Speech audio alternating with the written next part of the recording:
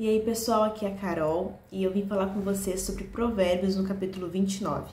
E esse capítulo vai iniciar assim: quem insiste no erro depois de muita repreensão será destruído, sem aviso prévio e irremediavelmente.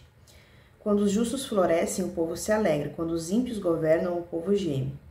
O homem que ama a sabedoria dá alegria ao seu pai, mas quem anda com prostitutas dá fim à sua fortuna. O rei que exerce justiça dá estabilidade ao país, mas o que gosta de subornos o leva à ruína, né? Aqui começa esse capítulo também falando que sobre a questão dos governantes, né? Lá no capítulo 28 foi citado bastante versículos sobre isso, e aqui também vai ter alguns, aqui no começo já vai ter alguns versículos sobre isso. Quem adula seu próximo está armando uma rede para os seus pés. O pecado do homem mau o apanha em sua própria armadilha, mas o justo pode cantar e alegrar-se. Os justos levam em conta os direitos dos pobres, mas os ímpios nem se importam com isso. Os zombadores agitam a cidade, mas os sábios a apaziguam. Se o sábio for ao tribunal contra o insensato, não haverá paz, pois o insensato se enfurecerá e zombará. Os violentos odeiam os honestos e procuram matar o homem íntegro. O tolo dá vazão à sua ira, mas o sábio domina-se, né? Aqui falando questão do domínio próprio, né? Estão citando essa questão do domínio próprio. Em outras palavras, não diretamente usando essa palavra domínio próprio, mas dizendo, né? O tolo dá vazão, ou seja, dá liberdade, né? Da expressão à sua ira. Mas o sábio domina-se, ou seja, mas o sábio tem domínio próprio. Para o governante que dá ouvidos às mentiras, todos os oficiais são ímpios. O pobre e o opressor têm algo em comum: o Senhor dá vista a ambos. Se o rei julga os pobres com justiça, seu trono estará sempre seguro.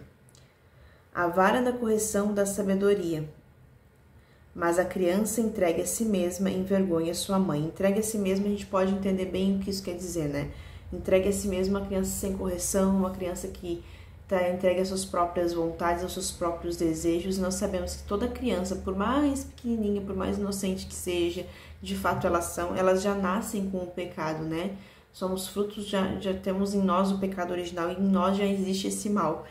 Então, quando nós somos entregues a nós mesmos desde muito pequenos, isso é muito pior, porque a formação da criança é muito importante para a vida adulta, né? Então, nós precisamos entender isso, principalmente nós como pais, entender isso, que é importante essa questão de formação, né? Não deixar nossos filhos entregues a si mesmos.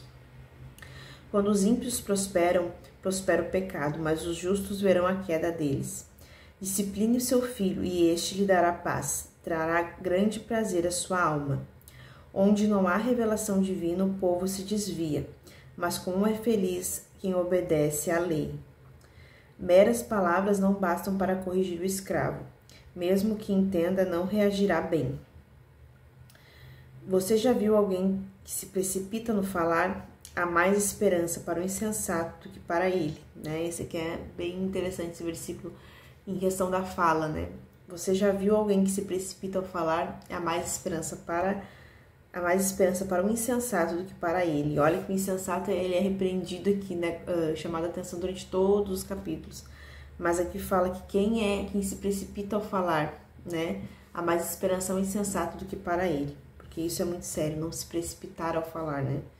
Se alguém mima o seu escravo desde jovem, no fim terá tristezas. O homem irado provoca brigas e o gênio violento comete muitos pecados. O orgulho do homem o humilha, mas o de espírito humilde obtém honra. O cúmplice do ladrão odeia a si mesmo. Posto sob juramento, não ousa testemunhar. Quem teme o Senhor cai em armadilhas, mas quem confia no Senhor está seguro. Isso né, nós sempre precisamos entender essa questão do temer, né, do temer ao Senhor, né? Quem teme ao homem cai em armadilhas, mas quem confia no Senhor, essa questão de confiar no Senhor, quem confia no Senhor está seguro. Os justos detestam os desonestos, já os ímpios detestam os íntegros, né? Ou seja, é um aí em discordância com o outro. E esse vai ser o versículo final desse capítulo, né? Os justos detestam os desonestos e os ímpios detestam os íntegros, né?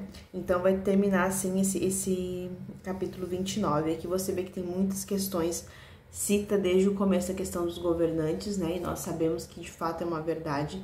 Quando os ímpios governam um lugar, a gente acaba o povo inteiro sofrendo, independente do que crê esse povo.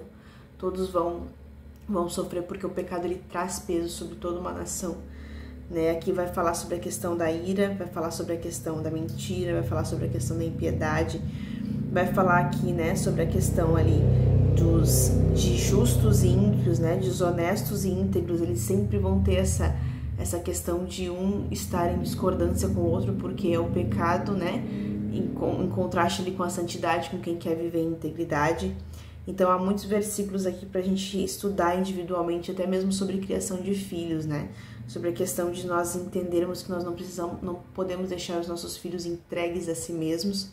E só de estudar isso, esse versículo isoladamente, se nós formos estudar, nós já vamos ter muito conteúdo aí, se nós formos pesquisar, tá bom? Então, isso que eu sempre aconselho vocês: estude cada versículo separadamente, medite sobre cada versículo da palavra do Senhor, que eu tenho certeza que cada um deles vai poder ensinar o seu coração, tá bom? Que Deus te abençoe.